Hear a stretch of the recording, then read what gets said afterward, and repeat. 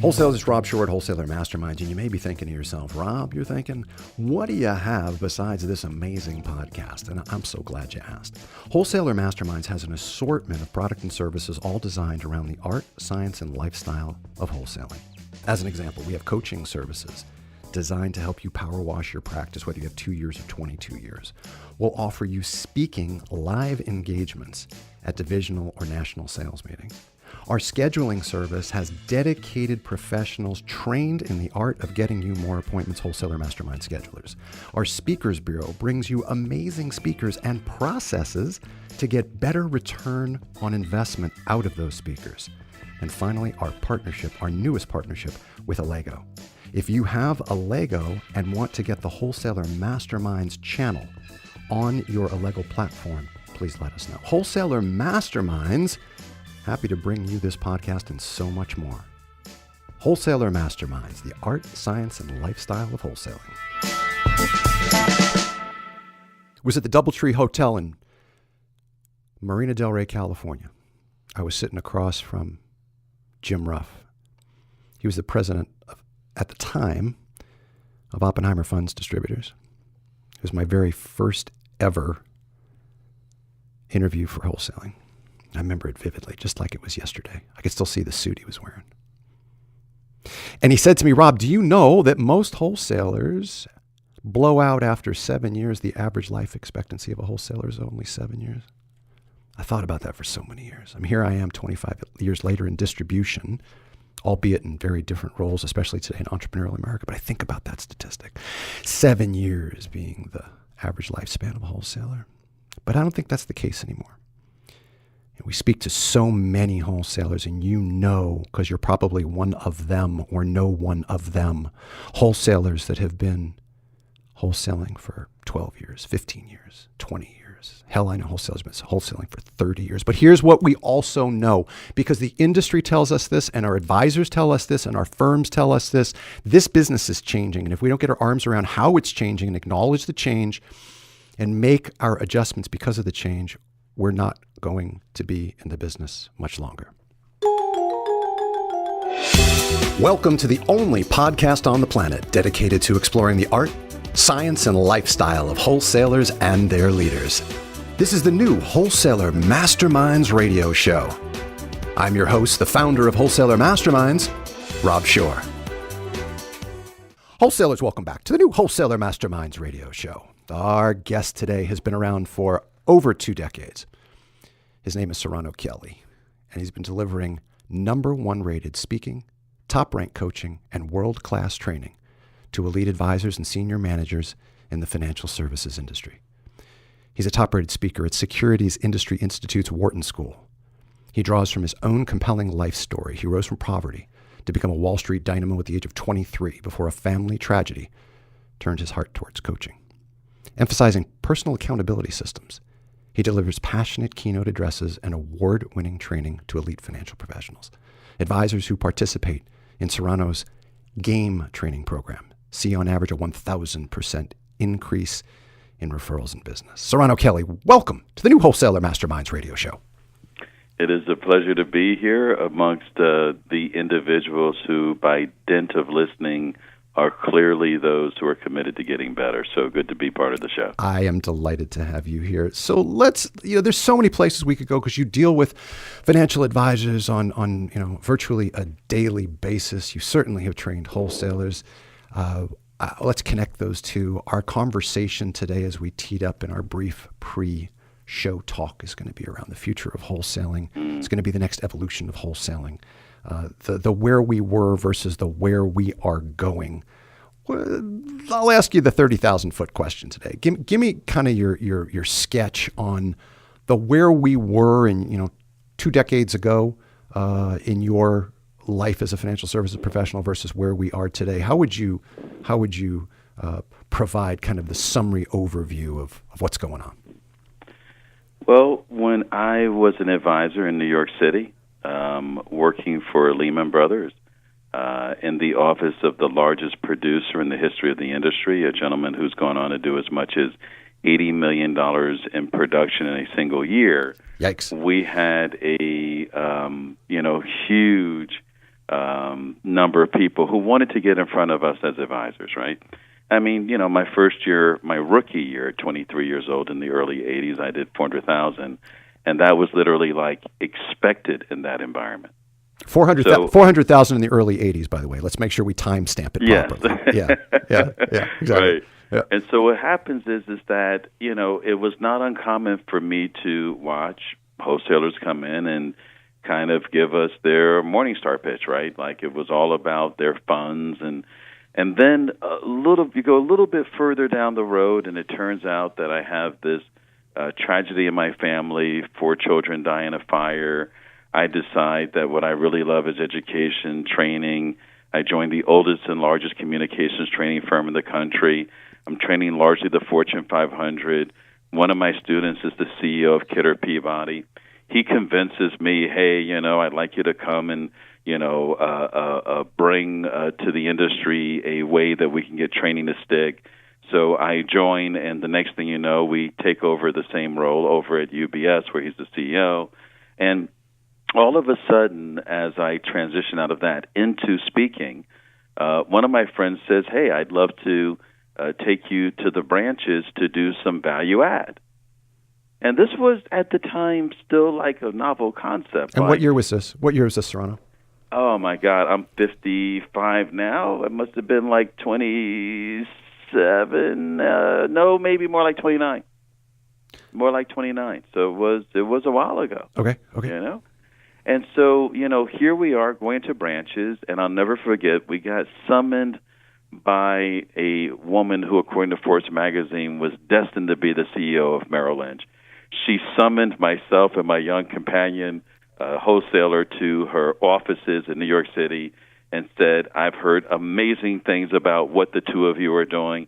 You're creating a buzz all across the firm. And, my colleague, who was a wholesaler, said, well, as you can imagine, we didn't come here today to talk to you about mutual funds. She leaned over and looked at him and said, I can tell you're a very bright boy.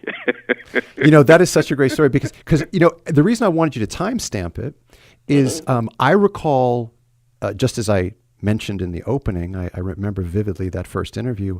I also remember the first value add program that Oppenheimer ever came out with. And the first value add program was Women in Investing. And when we started bringing women in investing out into the marketplace, it's not like it is today where there's a proliferation of value add programs. It was fairly innovative that anybody would want to talk about anything besides product. Totally.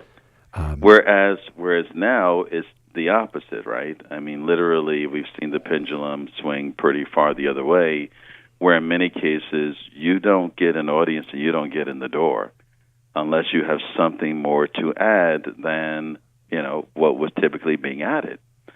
But like anything else, as you can see, we go through these cycles, we go through these ways.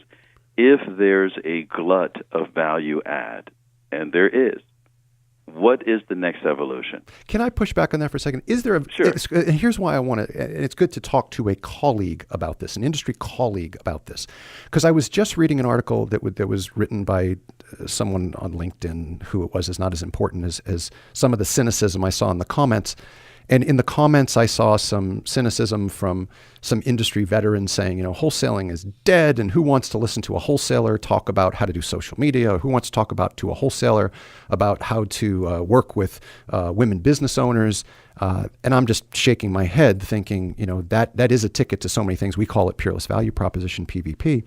But my notion is, and I want to push back on, is it really true that there's a proliferation to excess of value add programs? Because I still hear advisors through whatever channel you're reading that still run into the show up and throw up wholesaler, the product pushing wholesaler. You know what? Let's I want to back off of what I just said, because I want to acknowledge that you take a look at firms like Morgan Stanley. I'm one of the only people who goes in and speaks before the private wealth audience. Mm-hmm. You take a look at the top firms, and in most cases, I'm coaching the corner office producer. So my experience is a bit skewed, and those people are the individuals who have the least patience for anything perceived as a waste of their time. Yes. So I do want to back off of that because my view would not be the whole view.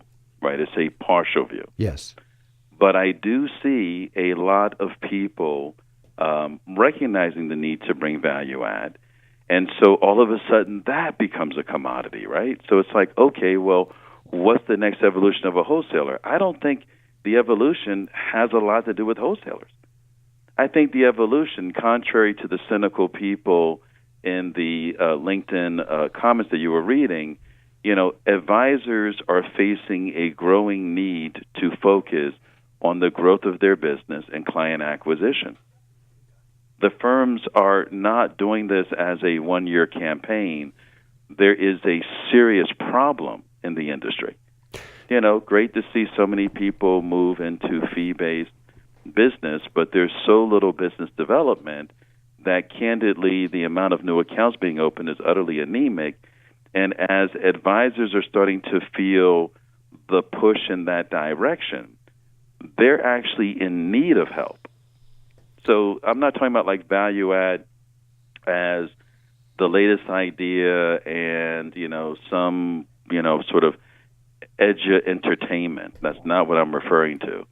I believe that the needs of the advisors to actually themselves begin to evolve is going to force them to look to providers to help them in that evolution, and the firms themselves to look for people to help them in that evolution.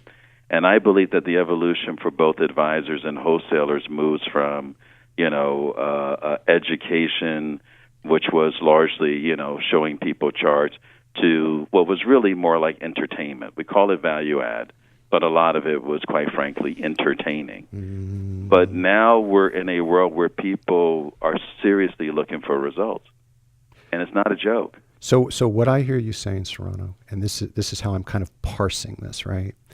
So it's not necessarily if value add here gets that tainted descriptor, because you tainted it, as I heard it, with the infotainment. You said entertainment. I'll call it infotainment label. Right.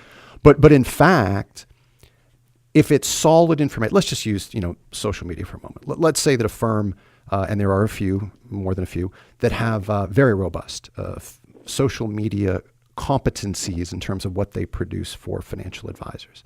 But it's more than just the compelling infotaining delivery of that information. Yeah. The words that I want to get to is that you said is, how does it stick? How do I help a financial advisor through the migration of the information that actually gets them to integrate it into their practice and therefore profit by bringing in more households and bringing in more assets? And that is, as far as I see, and from talking to the leadership of the firms, that is where the rubber meets the road, and that is the place that I believe the more successful wholesalers will migrate to, and many others will follow, which is the actual production of results, not merely the providing of education. Education's great, but it's not necessarily followed by action. So we have to help with execution as well as the information. Yes. And I do believe that wholesalers are in, for lots of reasons, a very unique position. I mean, one, they have a sense of what's going on across various firms, so they have competitive intelligence that the average advisor doesn't have. They do have a wealth of resources that often their own firm depends on asset managers and wholesalers for. There are lots of reasons why I think that wholesalers are in a position to bring real value. I also think that they can bring an outside level of accountability, which is part of what's missing for the production of results. Can I ask you about that? How much do you think, and we can go to corner office, we can go out to the bullpen, we can go wherever you want in terms of effectiveness and tenure in a firm. How much do advisors want, because you've already suggested they need, how much do they want an accountability partner? Well, again, I'm going to acknowledge that my perspective is a bit skewed. Yep. So I was with a team last week. They managed $4 billion in assets. The guy used to be a basketball coach before he was in private wealth, and he actually coached Kobe Bryant, younger in his career. Mm-hmm. And he pulled me over to the side and said, the reality is I'm on boards, I'm on charities, and At the same time, these are not places where I've been successful at actually asking people if I can manage their money, because what's missing, I can see clearly from talking to you, is accountability.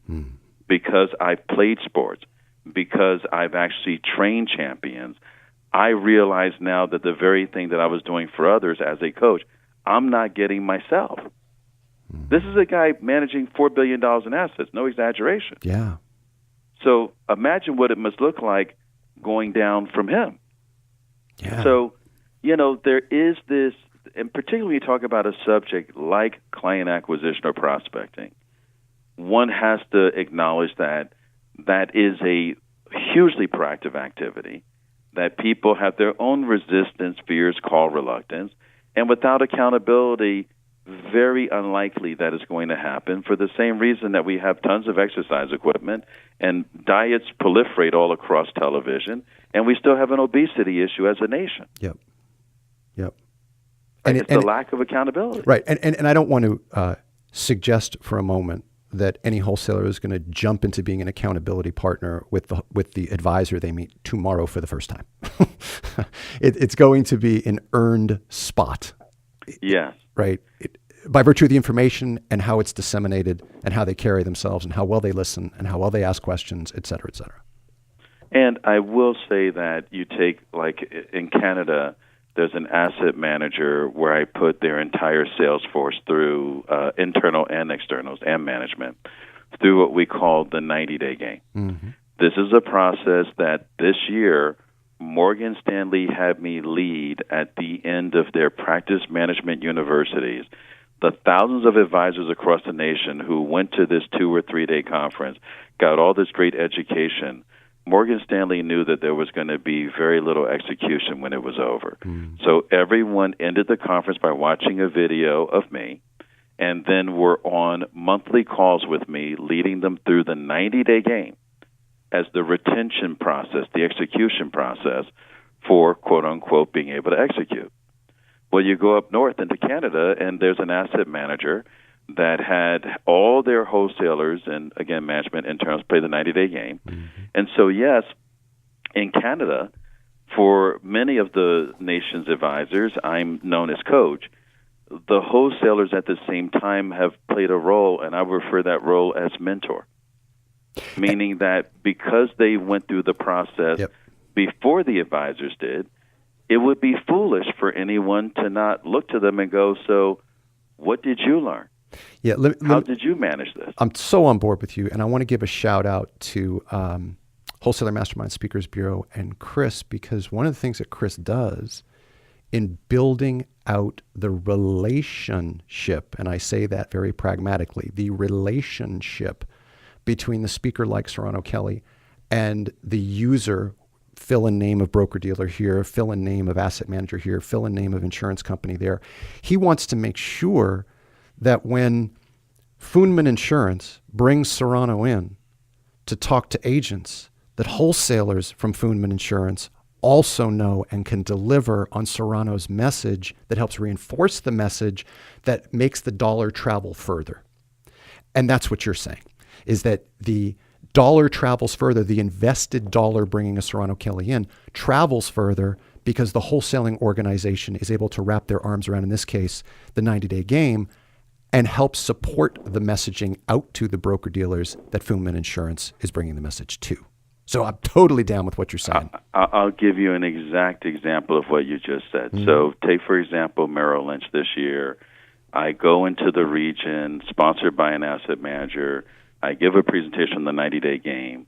I'm then hired by their firm to do a 90-day game, not by the asset manager, hired by Merrill to do a 90-day game on client acquisition. Well, guess who's actually on the call every single week when I'm leading these advisors through actually the process over the course of 90 days? It's the wholesaler. What is the natural advantage that he has that I don't have? Here's his advantage. He's actually physically there. I'm on the phone. I'm sitting in Pasadena, California. Now, I certainly have a skill set, I have a value, but I'm not on the ground, right? And you could say that in some cases, if I'm the overall coach, the wholesaler in this case might be, the assistant coach, not because they're junior to me, but because they're actually on the field with the players, and I'm not. So it's a natural relationship. It's not something where we're making it up or we're jury-rigging it. It's like they're there. They can tell me what's really going on. Yep. I'm on the calls. I can let them know what the advisors are expected to do, and then as a group, including with management, we're able to give the advisors the accountability that they need, and we did that all year long at Merrill and all year long at Morgan Stanley. All right, let's take a hard left turn. I want to take a hard left turn. I want to cover one more topic, and then we are out. I want to talk about something that you said on one of your videos that I think is really important for wholesalers to continue to hear, because wholesalers, like all of us, so many of us, are busy people, and priorities are changing all the time. And what they have to do in the course of a given day is voluminous. And you said in one of your videos, you asked an audience, you said, how much time do you spend doing what you're uniquely qualified to do? And I'd like you to elaborate a bit on that for this audience, please. Well, I will tell you that when I see wholesalers play the 90-day game, and I take a look at what they've actually written as their game, the kinds of things that they put in their game, I think, says a lot about doing what they're uniquely qualified to do. So, for example, I've seen wholesalers put into their game, I'm going to stop listening to talk radio, and I'm instead going to use the time to actually listen to books on tape that or great podcasts. Or a great podcast. Yeah, thank you. I'm old school. I'm a little bit old. I understand. So what happens is they decide, hey, I'm going to use that time to actually forward my abilities, not merely, listen to inane chatter. Sometimes I've seen them put things into their game like, I'm going to take time out, and every day I'm going to write a certain number of handwritten notes. Or, I'm going to cut down my entertainment beverage consumption because during the day I want to make sure that I'm more in my game when I'm actually in front of people. The bottom line is we can all talk about how busy we are, but not every minute and every activity has the same value. Inevitably, there are some activities that we are uniquely qualified to do that have the highest value. But those activities are not guaranteed to happen every single day and at the same level. And the point in the 90-day game is to be able to boost the amount of time that one spends doing what one is uniquely qualified to do, to tap into more of your potential, rather than trying to manage all of your time. The question is, are you managing the 20% that's generating 80% of your productivity anyway? One of the things that it spoke to for me, Sarano, was the tendency. I was with a client just last week. We were having a conversation about the roles and responsibilities between him and his internal partner. And he was suggesting to me that one of the reasons, there were many reasons his internal partner didn't do more in the partnership, and it had to do with her motivation and her competency and things of that nature. But one of the things that he also copped to was the fact that he was a control freak, and that he was hanging on to things that he knew that he had no business doing by virtue of what he makes and his other responsibilities, how much he earns and his other responsibilities. So there's that too, right? I mean, there's what I'm uniquely qualified to do, and there's just stuff that, I sure know how to do it, but I damn sure shouldn't be doing it. And it really does tie into the conversation about how much of your potential you're really tapping into.